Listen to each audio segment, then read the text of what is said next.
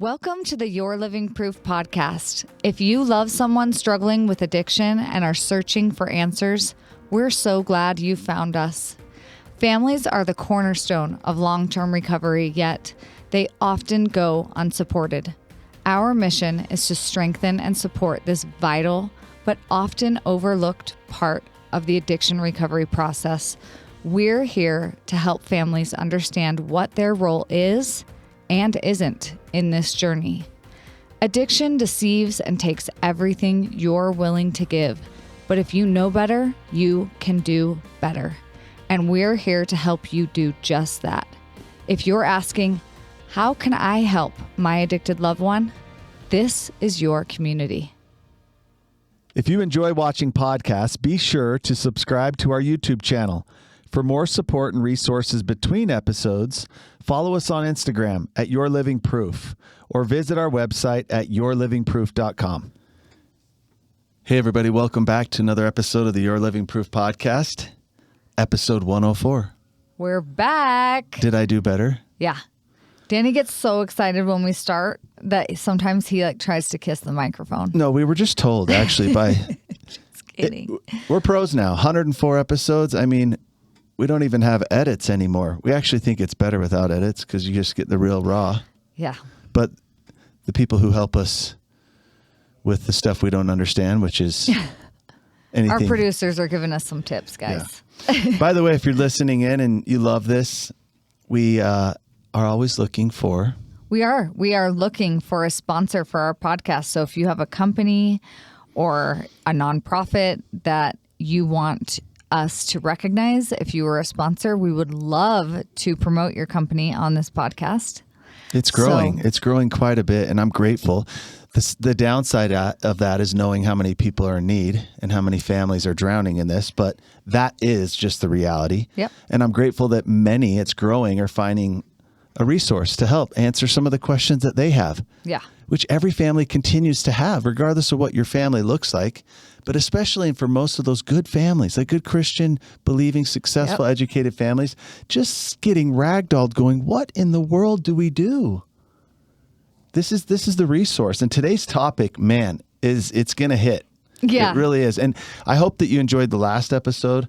A lot of people who do listen to this and reach out, which we love, by the way, we're always open to suggestions, anything, topics that you guys want that are, pertinent to your situation. We're happy to talk on. But lately, people keep reaching out that have watched most of these episodes.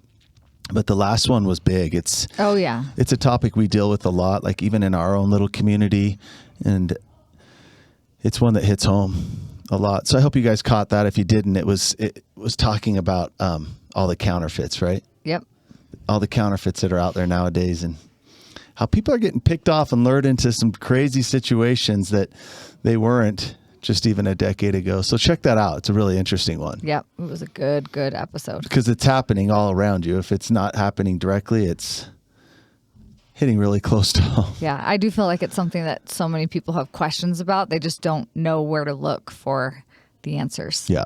For sure. So make sure and share it. Also, if you love our podcast and you've never given us a review, it's so easy to do. You literally just go into your Apple podcast and where the stars are, you click there and it recognizes that you haven't left a review and you can just say, yeah, I want to leave a review. And that helps us so much. It helps us, helps other people find our podcast. So makes us relevant. So if it has benefited you, please take a moment to do that. It'll help us. Actually, it's a way of helping somebody else in your shoes that's just looking for any sort of help. Yep. But today's episode, listen, and it's perfectly timed. We actually had a totally different subject in mind up until just hours ago. And the reason for the shift and why we changed the topic is because of how pertinent it is this time of year, specifically right now for all of you. And in just the last 24 hours, we've had a surge of messages coming through of those in our program or even people who've connected before one way or another asking, what do we do? Yeah. And what I specifically mean by that is we have a loved one who's obviously struggling. Some people it's more obvious than others. Some people it's progressed to a place that's uglier than others. But everyone's wondering, what do we do? Because here we are approaching summer and it's like, there's weddings coming up. It's wedding season. Yep. Family reunions, family vacations, summer family gatherings. Yeah, I just, it makes me laugh. It makes me think of that show, What About Bob, when he's like, his psychiatrist writes him a prescription and it's to take a vacation from your problems. Oh my gosh. That's why we're so, the fact we've both seen that, first of all, it dates us, right? Of our age. It's a classic, guys. Oh my gosh. Our kids need to say, I think we did watch it with our kids. Anyway. We used to watch it in Lake Powell as a family when I was little all the time. But on that topic, though, it's like you wish you could take a vacation from your problems, but it's almost like when everyone else is going into vacation mode, you are trying to understand how to do both. Like you're trying to understand how you can go into that family vacation mode when this is existing in your family. Yeah. So do you know in that movie, what's funny is a great example. The doctor who gives him that advice finally. Yeah. Why did he give it to him? because he wanted him to leave him alone. Dr. Leo Martin. Yeah. Isn't that what it Yes. was? Oh my gosh. Dr. Leo He Martin. was trying to take. A vacation. So his advice to this person, Bob, who's just on all sorts of problems, All-consuming. was, hey, take a vacation from your problems. Little did he know he was going to invite himself on. Oh my gosh. family This is vacation of his inspiring. psychiatrist. So this is the topic. What do we do? All of you are facing it. Yeah. I mean, it's inevitable, right? Like, it's inevitable somebody in your family is going to get married, or you're going to want to take a family trip this summer, or somebody in your family planned a family reunion for the end of summer, and oh my gosh, what are we going to do? That's the whole purpose. And during summer, we're doing things different. We're taking more time out, and there's lots of family gatherings, overlap. It's everything. Yeah. It's weddings, family reunions, vacations, all of it. So Really hard to avoid. Like, you can't.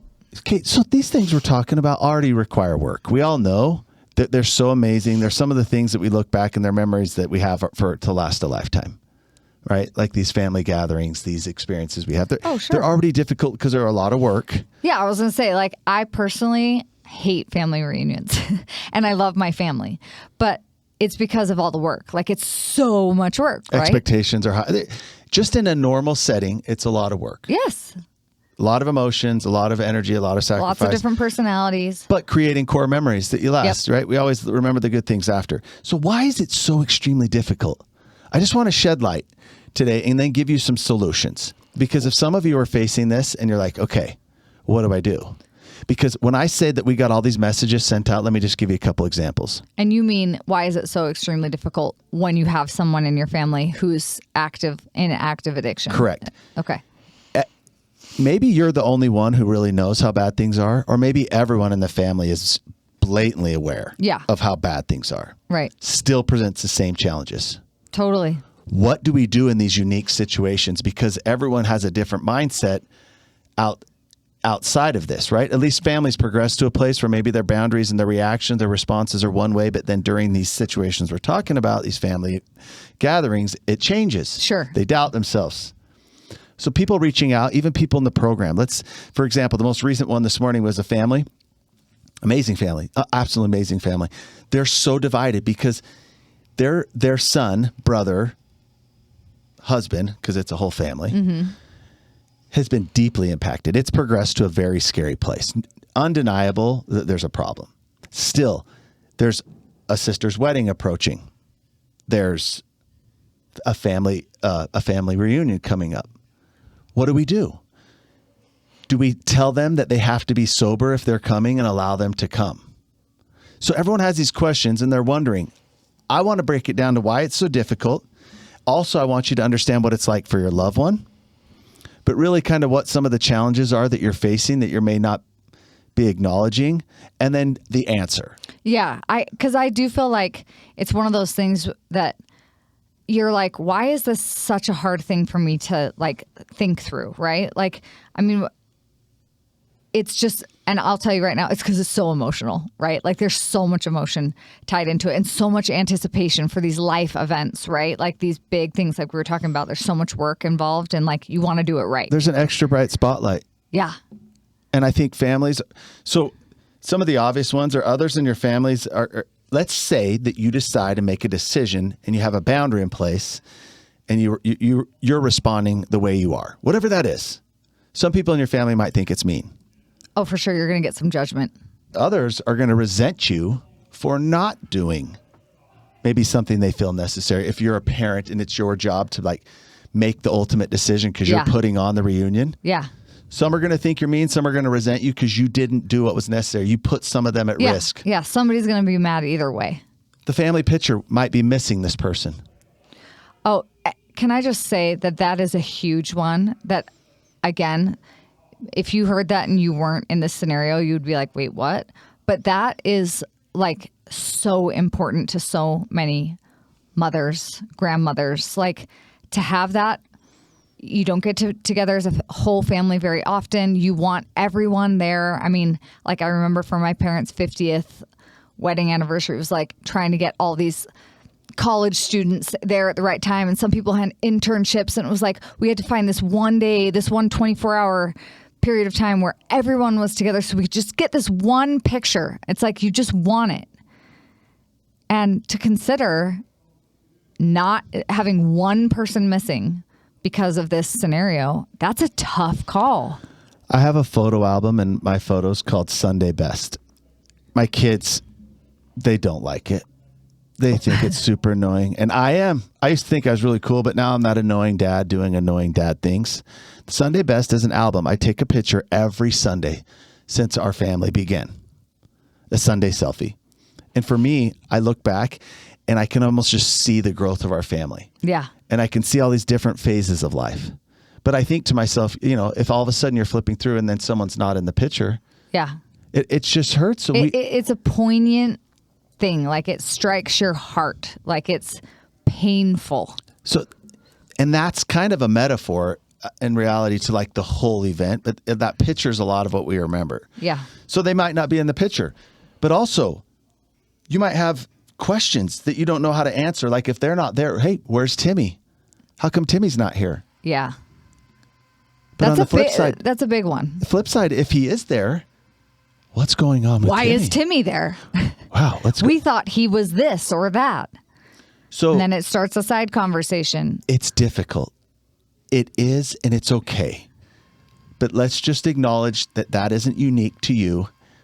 Most people are in that situation. So what do we do? Now, before the answer is given, I want to draw a perspective that no one's thinking about right now. Is that okay? Yeah. Your loved one. Okay. Addiction is the most selfish thing. At times, that's where I kind of get this tough skin. I'm like, being a former addict myself, it's so selfish, so self-consumed. The family gets neglected. But right now, I'm sitting here going, okay, no, think about them for a minute. What this does for your loved one, it puts them in a horrible place. Now, they may be wanting to come. They may be making you feel bad if they don't come. The situation's just awkward. We already described for so many reasons. Mm-hmm. But when a person is in active addiction and they are around, so they're invited, they're welcomed, they're brought into these family functions. Do you know how cunning and terrible the disease of addiction is? Guess what it does?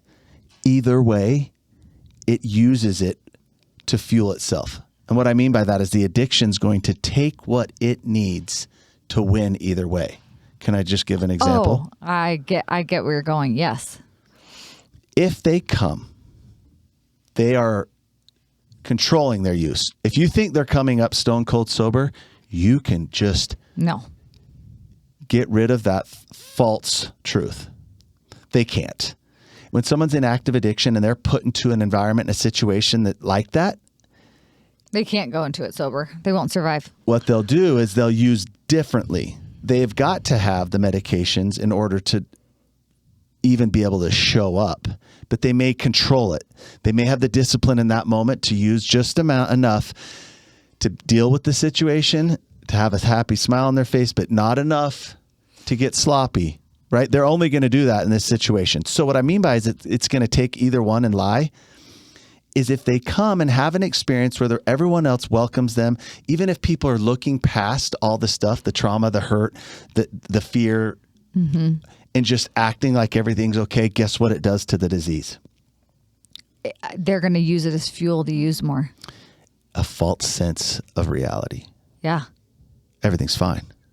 Yeah. This happened to me numerous times. Oh, I didn't even think about it that way. So I go to my amazing family that is amazing in these amazing atmospheres and reunions that are amazing. And they're just like, Danny's here. Yay. We love him. No, I know. So guess what happens? When I go back and use with the people I do, whether it's alone or just with certain people, Yeah. when you're part of that world, because you have to be part of that world, which is how you're obtaining your drugs or alcohol, the environment that you're in outside of your family, you don't feel like them.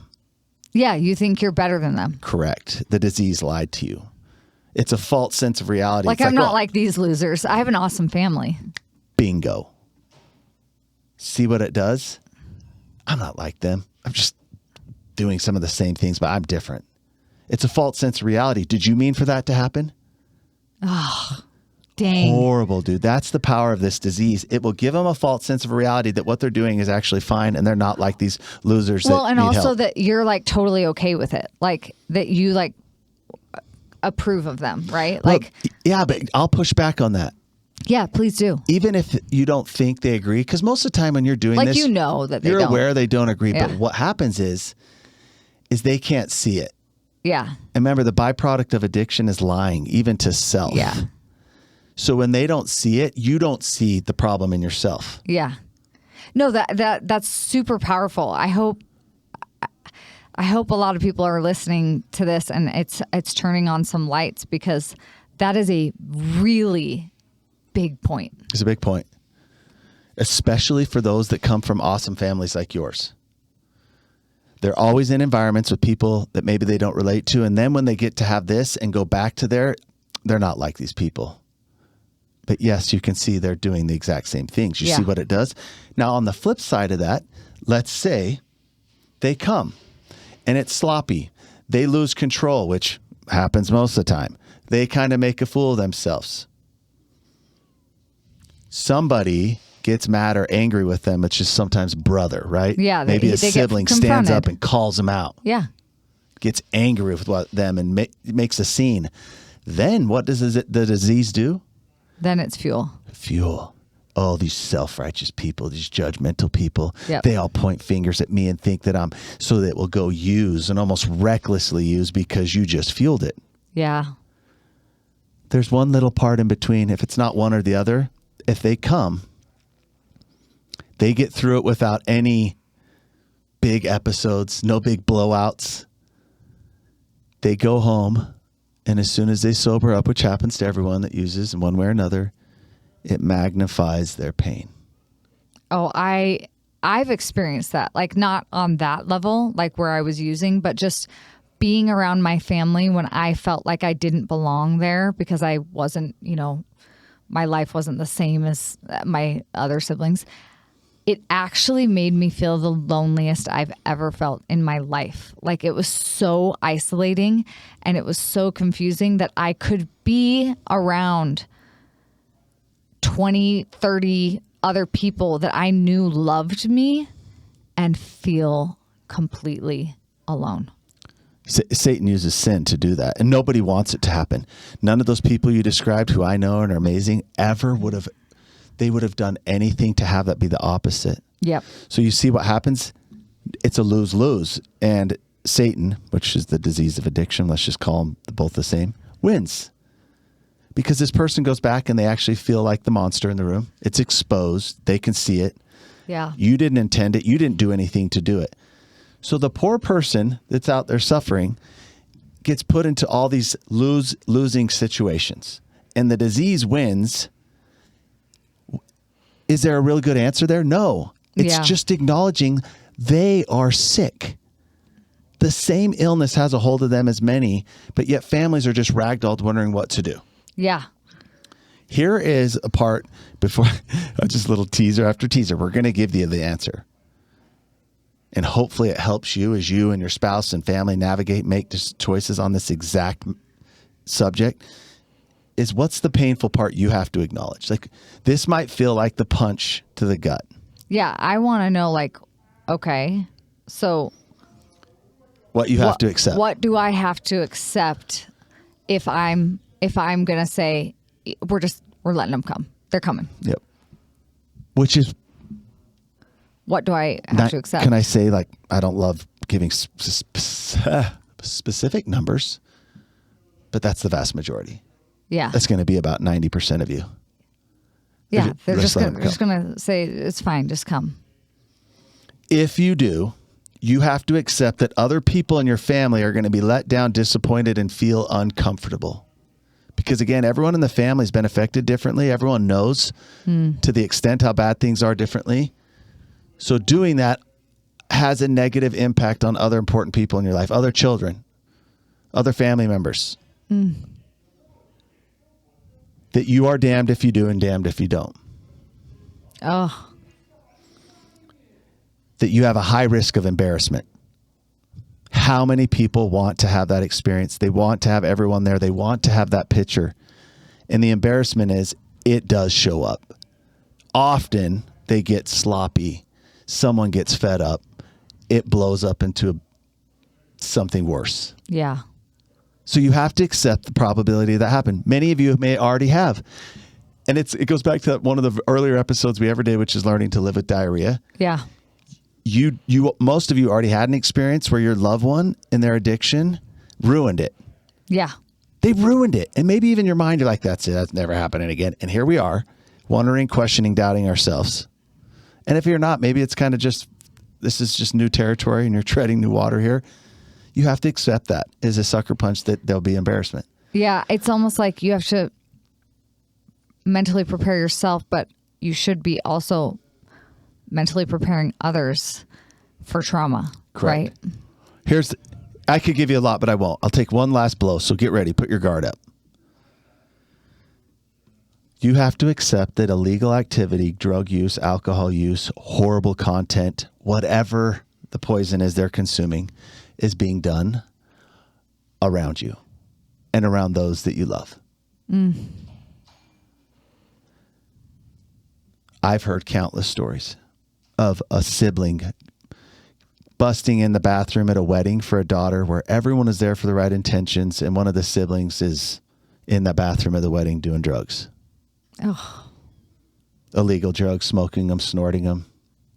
Even if it's legal, the worst drugs like alcohol and stuff, consuming them. If it's a sex addiction, that this is happening at night while everyone's sleeping in the cabin that you rented. It's really hard to accept that. Do you know what's even harder is for the families that bring them around and then an accident happens and there's a liability where someone who is intoxicated or under the use, under the, influence of drug use hurts somebody, not intentionally, in an accident, indirectly. Liability that families have to face. But that sucker punch is knowing that if you do accept them, you have to know that the rest of your little chicklins, right? This mother hen gathering them around, there will be illegal, and if not illegal, horrible things consumed in your presence that people will be under the influence. You're putting them at risk. You're taking a risk that they could be exposed to things or experience trauma because of that person. And often when people demand that their loved one be sober when they come around, if you're one of the very few who's lucky enough that they honor that, you're actually dealing with a worse version of them.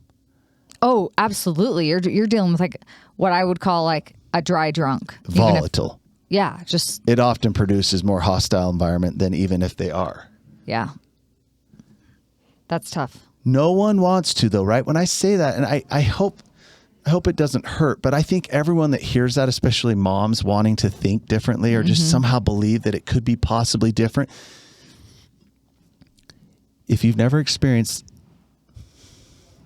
being imprisoned by the disease of addiction, you'll never understand that even asking your loved one to just come for 2 days and sober up in a normal world seems possible. That seems reasonable, right? Sure. Like, come on. Sure.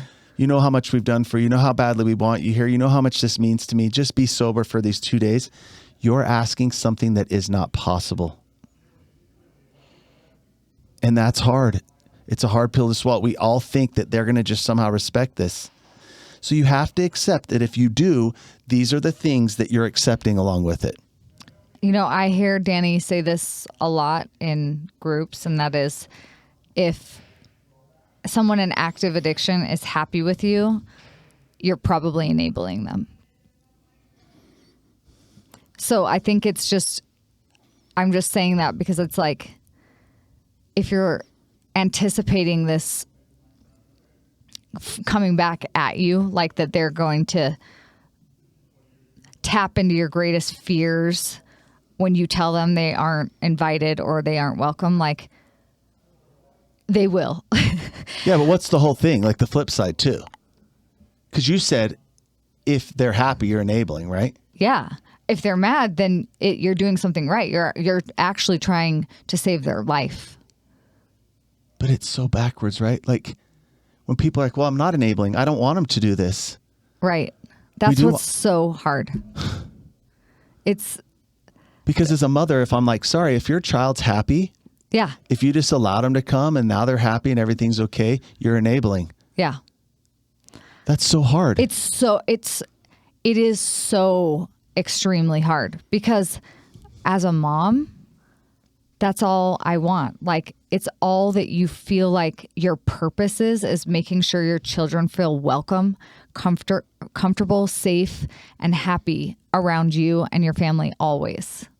And so the idea of being like, you know what, actually, no, it's so like it goes against literally how we're wired. Yeah. Maternally to respond to a child that we know is suffering. It feels like that is not only like not kind, but it would be like un-Christ-like, like to the core, right? Like that isn't how Jesus would respond. So I can't hold that boundary, but I actually disagree. You do unapologetically disagree because of the work we've done in the families we've worked with and seeing the miracles happen and what it takes. Because the boundary's been skewed, it's been manipulated to you over time, and it lied to. Here's a phrase, if you remember anything from this episode, that we repeat almost daily in groups as we meet: separate the disease from the person. Yeah. None of these decisions, boundaries, or actions that you're taking are to your loved one. Nope. They are to the disease that they have. Your loved one is amazing. They are unique. They are incredible. But they are sick the same way that I and tens of millions of others are. Speaking to the disease, and I hope you remember that, because what it does is it takes the personal torture off you. You're not saying this to them. You're saying this to the disease that's controlling them. Yes. And you've already witnessed for far too long. Most people that join the program, you know what the hardest thing for them to say is? How long this has been going on. And how long they've kind of accepted it and stood by doing nothing. Mm-hmm. It's okay. This has been going on for far too long that you know you're not speaking to them, but you'll get confused because here we are talking and looking and hearing their voice on the phone. Yeah. You feel like you're doing it to them. If you need to take my arm of courage and strength, and remember that's a fact. Use that courage. You're not speaking to them. You're speaking to that damn disease. That's huge. I mean, that truly, truly is. It truly is. And if they're mad at you, then you're doing something right. It is the number one indicator. Because remember, they're always welcome. That's the truth. They are always welcome. And you are their comfort and their safe place. But they need to be safe as well. And they aren't choosing safety for you or your loved ones. And that's the relationship we all have with God as we understand him. That's exactly right. He gave us the blueprint. You've got to step towards me, and you'll find that safety and that comfort. So should I just give? Yes. Hey, so here's the thing. Because all of you guys at home are thinking this. Okay, Danny, cool. So what's the answer? I have a wedding. I have a family reunion this summer. And I have someone in my family that is in active addiction, and I don't know whether I should invite them or not. What should I do? Okay. The clinical answer is bold, but I'm going to speak to the humans. If you are doubting, questioning, if this is kind of early stages, and remember, if it's early stages, like you're just now learning that there's a problem, it's 10 times worse than you ever knew. But if you're in that place and you cannot make a decision, do what is best for you. For once, in this madness, think about yourself. What would make you the happiest? And I know that's confusing. We just described the million reasons why it is, because you may, and it may affect other people. But what, at the end of the day, if there's not a perfect balance, what is it that makes you feel best? And that's what matters most. But the answer, the clinical answer, this is an opinion of mine. It's just the facts when someone's in active addiction, is to use this opportunity to speak to the disease the loudest so that it can actually hear you. Now, there's a progression. Each of you have already gone through it, but I would challenge you to question yourself this. The things that your loved one is now doing that you're aware of, that's been discovered, they've gotten caught, whatever it is, the family knows. Has your morals and values over time, have they dwindled or are they completely just collapsed? Each one of you is now accepting and tolerating things from your loved one that if I would have asked you 5-10 years ago, if you would accept that, if you would conform to that, if you would tolerate that around you, let alone others in your family, the answer would be no. Right. But over time, you've been worn down, exhausted, manipulated, betrayed to a place where we end up accepting not only just mediocrity. Is that a word? Mediocrity. Mediocrity, thank you. But we're accepting things we would have never accepted. Yeah. Use this as the opportunity to remember you're not speaking to your loved one, but a disease that's holding them hostage. To honor yourself and who you are and what you represent, that you do love them, but you will not accept this. Yeah. This will not be in your presence. Even if you say you're not, I've learned. Because this, again, the sad part is most of you, there was a family, right? The family, one of the other families that reached out today, I love them. They're amazing. There's several siblings that are all married, younger. They're just starting to have kids. We had a family council just recently, and all the kids got to talk about how their brother had affected them, but all the siblings got to talk about how it's affecting them and their marriage. And it's just, everyone's affected by this. But yet again, they're going on a family trip, a nice one the family hasn't ever been on. And that was the big question. But you start hearing from some of these other spouses that are married into the family and they're scared. It makes them uncomfortable. Why? Because this hasn't affected them over time like the family directly. And the family directly is accepting things they shouldn't. He just got his second DUI. Yeah, that's big. Like, it's crazy where it's a problem. So this is an opportunity, no matter how scary, to stand up and show up for your sick loved one the way they need you to. Not to be accepting and tolerating, not to bend like a willow, but to stand as strong as something like an oak tree or a lighthouse. Because I said you're damned if you do and you're damned if you don't. But if your loved one just starts crashing down on you, you stand up the way that they need you to show up for them. They can't see it. They won't see it for what it is. It's going to seem threatening and mean. But it's an opportunity to step up and represent who you are, what you stand for and believe. Use it as a chance. Yes, there's a beautiful way out. We'd love to help you, but this is what it looks like. And to show the rest of your family that no, you will not allow the fears, the denial, the blame that addiction is used against you to weaken you anymore.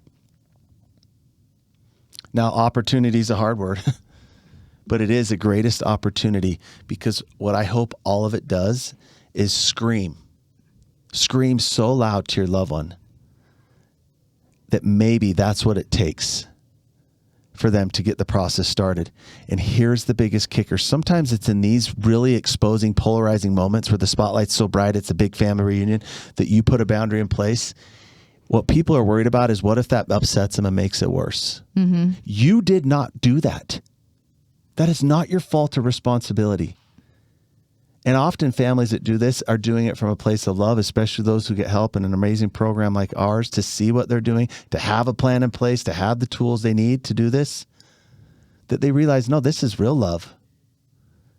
It may make things worse before it gets better, but that's your opportunity and you can't miss it. Yeah, and it'll be like the catalyst to them coming back to themselves. Correct. Truly. Like, I think about it. I think about like when it's almost like when you knew you wanted to serve a mission, but like your life was like not ready for a mission. Mm-hmm. And it's like the requirements to serve a mission were such that you were going to have to make some changes. That's not mean. It's just, it is what it is, because in order to do those things, you need to be in a better mindset, in a place where you can, preach the gospel. That's totally a different scenario. But what I'm trying to say is you weren't mad that you had to change your life. You weren't like, oh, that's so mean that you're making me. If you wanted to go, there it is. This is how you get to go. You change these things. And it's almost like your opportunity as the parent or the sibling here to be like, you want to come to the wedding? We would love that. That would be amazing. Here's the requirements. You're going to be sober. You're going to come and be a part of our family the way that our family operates, which is in a safe place, right? But thinking that they're going to show up sober, I hope you remember that's not going to be true. But what you're saying, and I hope the listeners hearing, you're going to go do what needs to recover. There's always next year. There's always the next reunion. And that was a perfect example. Because also when I was in active addiction and my family put boundaries in place where I wasn't allowed around, I don't even remember them. Like, I remember maybe being upset, and guess what? I went and had a grand old time because I knew how to do that really well. Yeah. But as someone who almost died from this disease and who ruined plenty of family trips, vacations, holidays, reunions, can I just speak the truth? Your loved one is not in control. They're not the one speaking. They're using a disease they have to manipulate you. I would give anything. Had I died from this disease, which I should have, that would have been the most catastrophic thing, is looking, because actually in my recovery it was. When I started stepping out of this, is realizing, oh my gosh, like I divided people in my family. I weakened my parents' relationship for a while. Thankfully, it actually ended up becoming something that strengthened it. But also my siblings. How many times people didn't want to be around the family or come around each other because I was there ruining it? Oh my gosh. Yeah. That hurt. So here we are putting these situations. I just hope all of you look at it, as difficult as it is when you're put in a lose-lose. This is the opportunity. Yeah. Represent your other family members, yourself, the way that you should. Unapologetically. Speak to the disease of addiction, remembering that it is not your loved one. And do not be manipulated or betrayed. That what the opposite of that is love. And honestly, if that sounds impossible to you, that's why we have our program. And I have to say, because I'm like, people in our program are struggling with this. And every single one. And the way that they're going to survive this summer and these experiences is through the support that they get daily being involved with our community, with our private community. So if you're thinking, oh my gosh, I need something like that, please go to our website, schedule a call. Let's get you some support so that you don't have to grind your teeth every night this summer anticipating this event. That you can go in with a plan, with support, even when you're feeling weak, and that you can actually enjoy it. Yeah, I enjoy it. Even if it requires doing something difficult like this, that you see the truth of it as being love and the most beneficial way to bless, protect your family, and speak to your loved one in the way they'll hear it. It is possible. It is. Thank you for continuing to learn. Some of these situations are more magnifying than others, but the daily grind is what constantly wears people down. The family is the answer. If people are going to change, some of them get into the hands of a judge and they get a good opportunity. But if more families are empowered to do these things and to see what love really looks like and means when it comes to this horrible disease of addiction, far more people recover. So for those of you listening in, learning to do better and gaining the tools and support to do so, thank you for being here. And I'm going to finish us off here with a serenity prayer for families. God, grant me the serenity to accept that I cannot change other people, the courage to change the person that I can, and the wisdom to know that it is me. Love you all. Have a great week. Thanks.